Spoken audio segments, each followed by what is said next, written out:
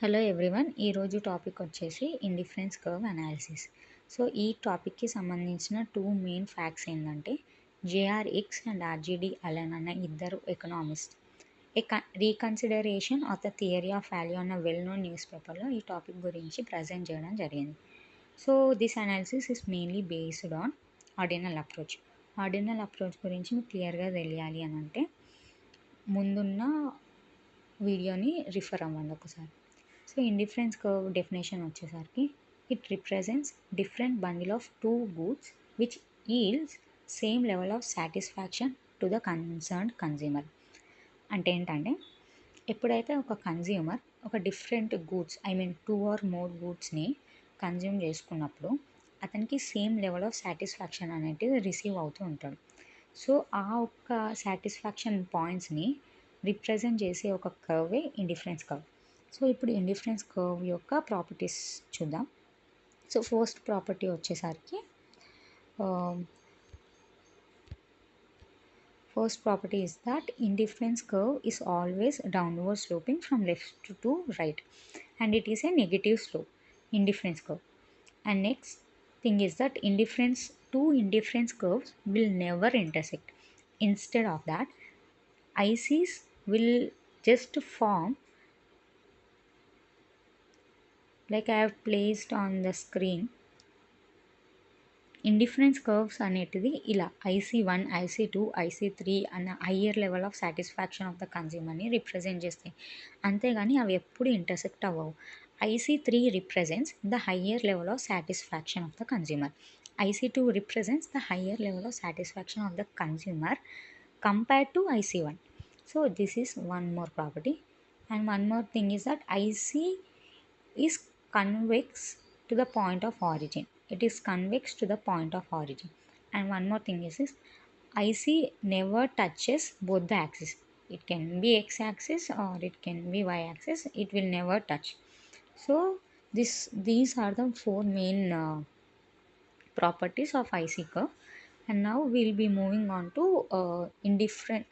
IC curve map, indifferent map. So we'll be saying that when more than one indifference curve is shown in the map or in the graph, we consider it as, or we say it as, indifference map.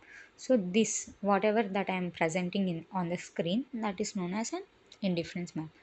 It can be many, it can be 1, 2, 3, more than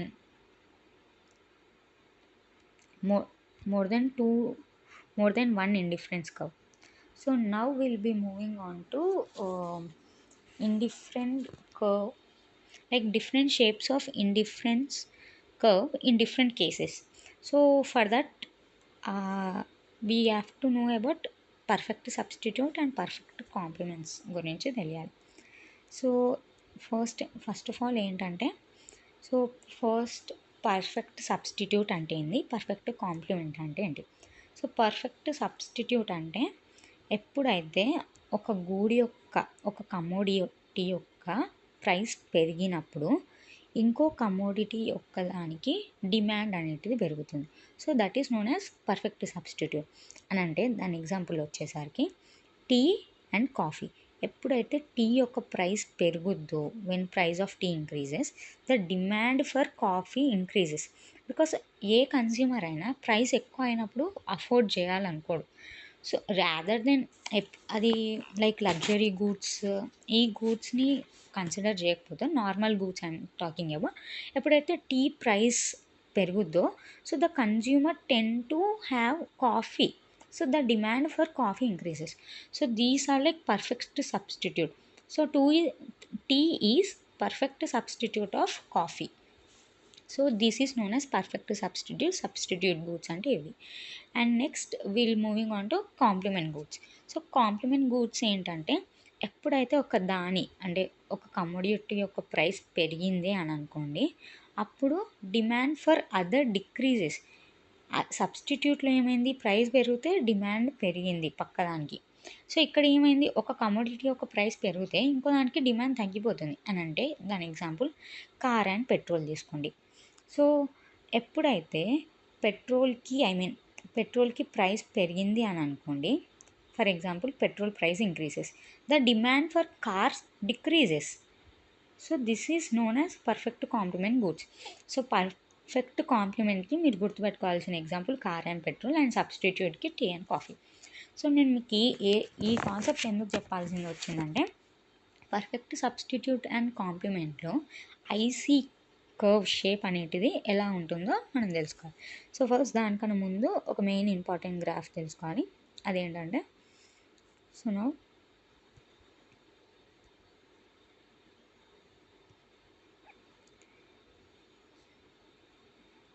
so this is y-axis and now this is x-axis, x and y. So now I will be saying different shapes of IC in different cases. So first మనం ఒక 4 sector line తీసుకోవాలి. Now it is in circle and now this is first quadrant, second quadrant, third quadrant. మ్యాథమెటిక్స్లో చదువుకున్నాం, గుర్తుంటుంది అనుకుంటున్నాం మీకు. ఇది fourth quadrant. And నా ఇక్కడ good goods, bad goods,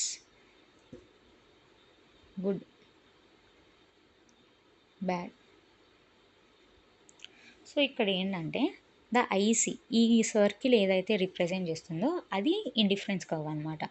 so now year it is, ఇక్కడ ఏముంది, కాన్వెక్స్లో ఉంది. అండ్ ఇక్కడ పాజిటివ్లీ స్లోప్డ్, ఇట్ ఈస్ పాజిటివ్లీ స్లోప్డ్. ఇక్కడ కాన్వెక్స్. ఈ డయాగ్రామ్ని మీ నోట్స్లో రాసుకోండి, పక్కగా ఎగ్జామ్కి యూజ్ అవుతుంది. ఈ ఫస్ట్ క్వాడ్రంట్ యొక్క ఐసీ కర్వ్ ఎలా ఉంది అంటే concave, it is concave. So ఇక్కడ ఏంటంటే, and this the middle point of this is known as bliss point or point of constraint.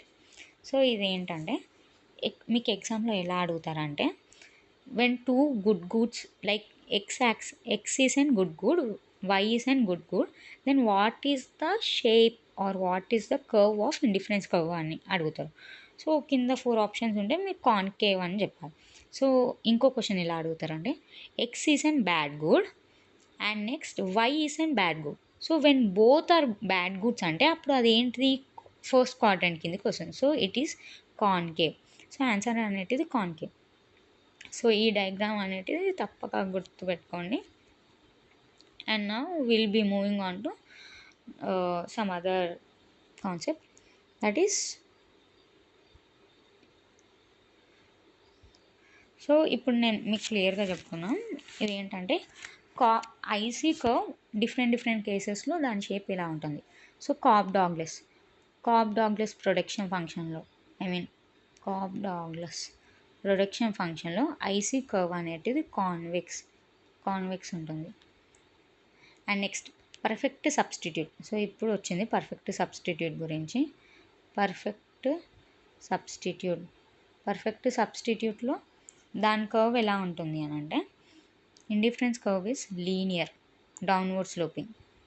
It is linear downward sloping straight line అనమాట. Perfect సబ్స్టిట్యూట్లో IC curve shape ఇలా ఉంటుంది. And year MRS is constant. MRS ఏంటి, constant. So ఎగ్జామ్లో ఎలా అడుగుతారంటే, when ఎలా అడుగుతారంటే, what is the shape of IC in perfect substitutes అలా అడగచ్చు.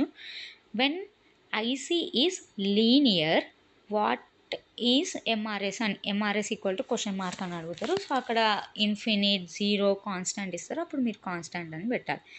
సో ఆ తర్వాత నెక్స్ట్ పర్ఫెక్ట్ కాంప్లిమెంట్లో ఐసీ కర్వ్ అనేటిది ఎలా ఉంటుంది. సో పర్ఫెక్ట్ కాంప్లిమెంట్లో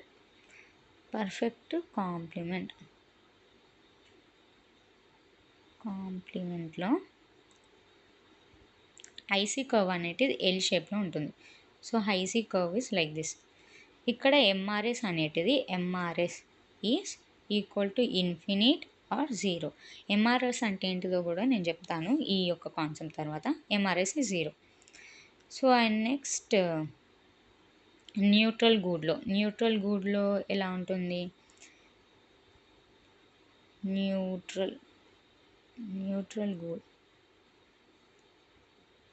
న్యూట్రల్ గూడ్లో ఐసీ కర్వ్ అనేటిది వర్టికల్గా ఉంటుంది. Vertical and MRS is infinite. And next bad గుడ్లో of course it is slope is 0. Vertical IC అని అంటే, ఒకవేళ వర్టికల్ ఐసీ అని ఉంటే ఎంఆర్ఎస్ ఇస్ ఇన్ఫినిట్. అదే హారిజంటల్ ఇండిఫరెన్స్ కర్వ్ ఉంటే ఎంఆర్ఎస్ ఈస్ 0.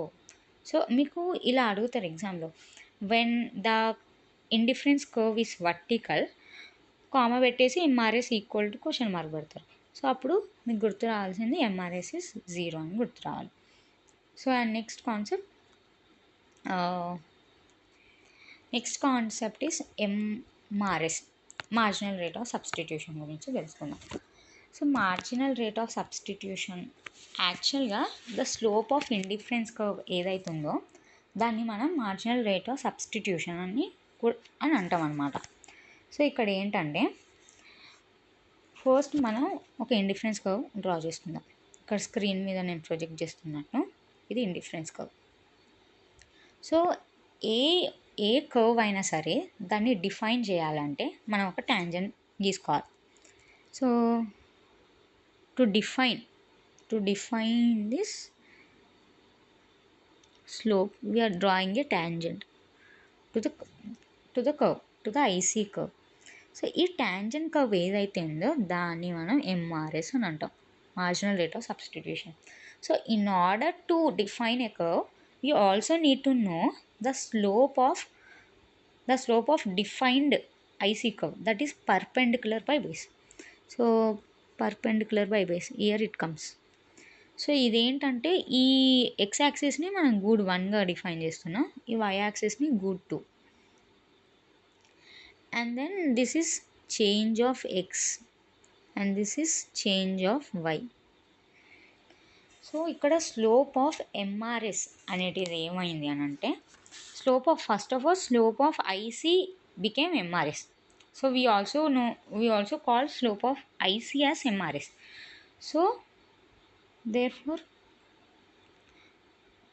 ఇవన్నీ డయాగ్రామ్స్ మీరు ఒకసారి వీడియో పాజ్ చేసేసి డ్రా చేసేసుకోండి. So now slope of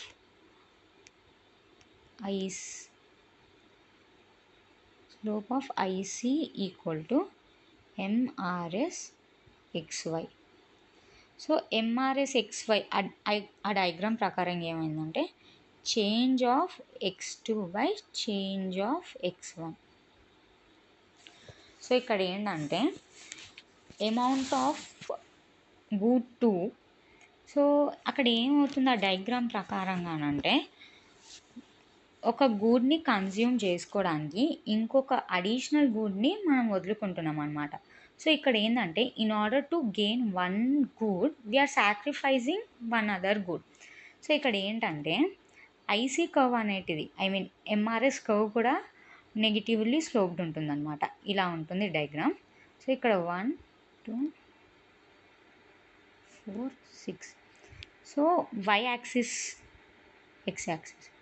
so in order to consume the second good from 1 to 2, ఈ 1 నుంచి 2 దాకా ఎక్స్ యాక్సిస్లో మనం మూవ్ అవుతున్నాయి. సో ఈ సెకండ్ గూడ్ కన్జ్యూమ్ చేసుకోవడానికి మనం ఇక్కడ వై యాక్సిస్ దగ్గర 6 నుంచి 4కి వస్తున్నాం. అంటే 2 అమౌంట్ ఆఫ్ గూడ్స్ని మనం 2 యూనిట్స్ ఆఫ్ అమౌంట్ ఆఫ్ గూడ్స్ని మనం సాక్రిఫైస్ చేస్తున్నాం in order to consume this 1 good, that is 2. మీకు అర్థమైంది అనుకుంటున్నాను. సో దీనికి నేను ఇంకా బెటర్ ఎగ్జాంపుల్ ఇచ్చి ఎక్స్ప్లెయిన్ చేస్తాను. సో ఇండిఫరెన్స్ కర్వ్ అంటేనే నేను చెప్పాను, ఒక 2 గూడ్స్లో మన యొక్క సాటిస్ఫాక్షన్, మార్జినల్ యూటిలిటీ అనేది సేమ్ ఉంటుందని చెప్పి.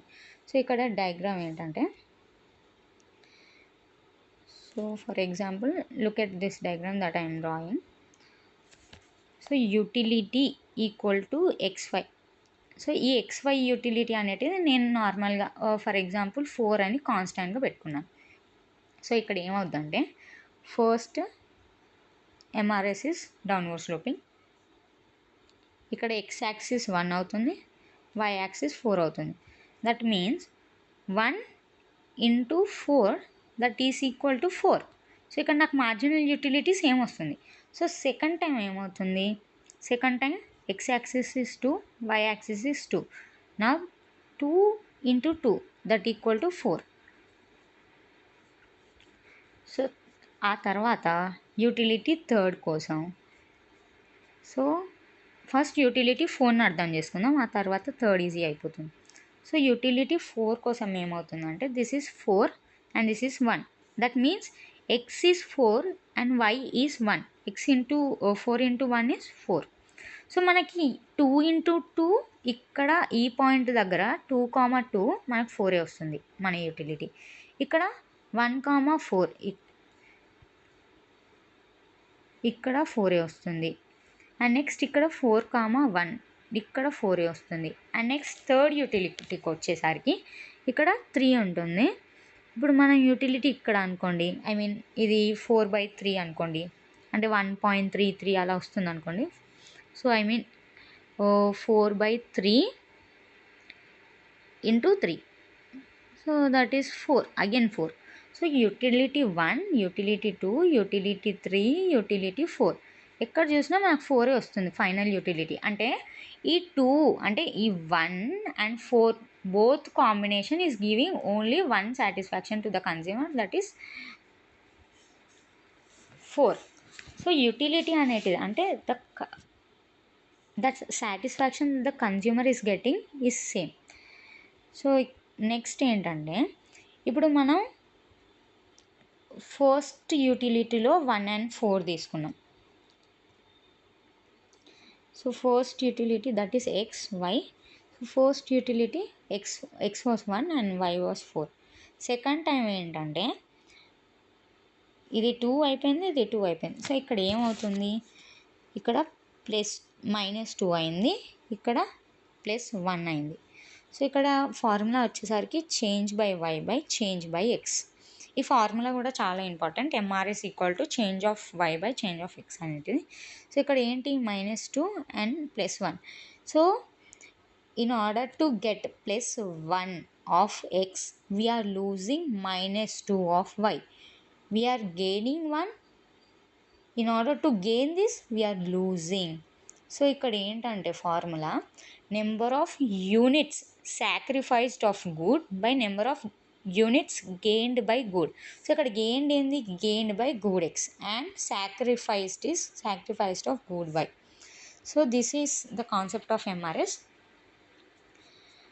సో రేపు నేను బడ్జెట్ లైన్, బడ్జెట్ సెట్, దాని అజంప్షన్స్ వాటన్నిటి గురించి చెప్తాను. I hope you guys understood this concept very well. And previous years questions చూద్దాం కొన్ని మనం. So this is one of the previous years question. ఇక్కడ చూడండి, when two goods are perfect substitutes of each other, the indifference curve is straight line on which marginal rate of substitution remains. నేను ఇంతకుముందు చెప్పాను. So ఇక్కడ question ఏంటి అని అంటే, so indifference curve అనేది పర్ఫెక్ట్ సబ్స్టిట్యూట్. నేను పర్ఫెక్ట్ సబ్స్టిట్యూట్ అని అంటే మీకు చెప్పింది ఏంటి, కర్వ్ అనేది లీనియర్ ఉంటుంది, ఇక్కడ లీనియర్ స్ట్రైట్ లైన్. అది కూడా క్వశ్చన్లోనే మెన్షన్ చేశారు అనుకోండి. ఐసీ లీనియర్ స్ట్రైట్ లైన్ అయినప్పుడు ఎంఆర్ఎస్ ఏమవుతుంది, సో ఎంఆర్ఎస్ ఏమవుతుంది, కాన్స్టెంట్. నేను చెప్పాను సబ్స్టిట్యూట్ గూడ్స్కి అది కాన్స్టెంట్ ఉంటుంది, అదే కాంప్లిమెంట్ గూడ్స్కి అది ఇన్ఫినిట్ ఆర్ ఎల్స్ 0 ఉంటుంది. మీరు ఈజీగా గుర్తుపెట్టుకోవచ్చు ఎలా అంటే, కాంప్లిమెంట్ అంటే సి, సో దీనికి ఇంకా హాఫ్ సర్కిల్ చేసేయండి 0, ఇటు పక్కన ఇంకోటి చేసేయండి, ఇది ఇన్ఫినిట్ అయిపోయింది. సో ఎంఆర్ఎస్ అనేటిది కాంప్లిమెంట్ గూడ్కి 0 అండ్ ఇన్ఫినిట్ ఉంది. సో మిగిలింది ఏంటి, కాన్స్టెంట్ ఒక్కటే, ఆ సబ్స్టిట్యూట్ గూడ్స్కి. కాంప్లిమెంట్కి 0 ఇన్ఫినిట్ అయినప్పుడు మిగిలిన కాన్స్టెంట్ దేనికి అవుతుంది, అప్పుడు సబ్స్టిట్యూట్ గూడ్స్కే కదా. So this is the trick అనమాట. సో నెక్స్ట్ ఏంటంటే, next question, this is one more question. ఇవన్నీ previous years question from TS సెట్లో నుంచి నేను తీసుకున్నాను. సో ఇక్కడ ఏంటంటే, if the consumer from all the combination of goods on an indifferent curve gets equal satisfaction, he will be dash between them. So ఎప్పుడైతే indifference curve level of satisfaction of course కన్జ్యూమర్కి సేమే వస్తుంది. That is what is indifference curve is same. So what will be is combination of goods. So ఎప్పుడైనా higher indifference curve higher level of satisfaction నేను చూపెడుతుందని చెప్పాను. So in order to ఆ ఎక్కువ level of satisfaction రావాలి అని అంటే he will be indifferent and he will be choosing some other goods where is getting some other higher level of satisfaction. So this is one more question that I have taken from some other source of material, that is which of the following is one of the basis for the indifference curve analysis. So indifference curve అనాలిసిస్కి ఏంటిది basis అని అంటే ordinal utility. నేను ఈ video స్టార్టింగ్లో చెప్పాను indifference curve is based on ordinal utility అని చెప్పేసి. So this is where I have said. So indifference curve is based on ordinal utility. ఇది చాలా ఇంపార్టెంట్ పాయింట్, ఇది గుర్తుపెట్టుకోండి. అండ్ వీళ్ళ వెల్ నోన్ పేపర్ కూడా గుర్తుపెట్టుకోండి. Thank you for watching my video. Please subscribe my channel.